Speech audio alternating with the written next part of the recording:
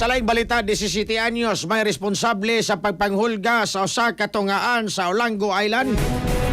May update report gikas Mactans Cristel Joy Filerca. Live report.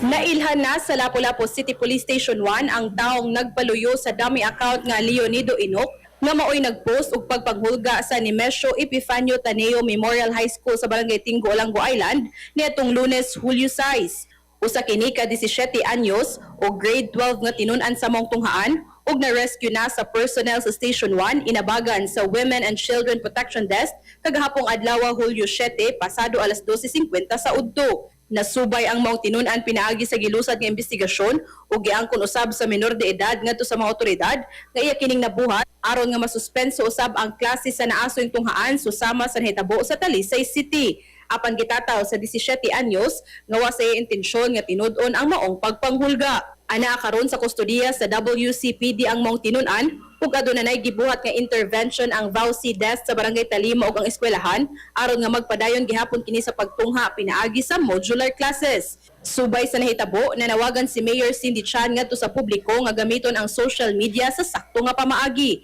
Ni pahimangno siya nga bisan og magamit pa og dummy account, mailhan ra gyud ang nagpaluyo niini, mong dinalang magmugna og mga butang nga makahatag og kahadlok sa publiko tungod kay kalapasan kini sa balaod.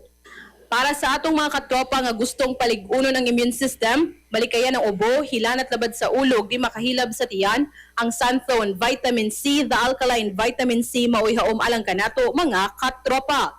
Alang sa nagkayusang Pilipino para sa Pilipinas, kininyong katropa Cristel Joy Filerca, XFM News. XFM report. Sunthone Plus Gold, mapalit sa mga butika sa inyong lugar.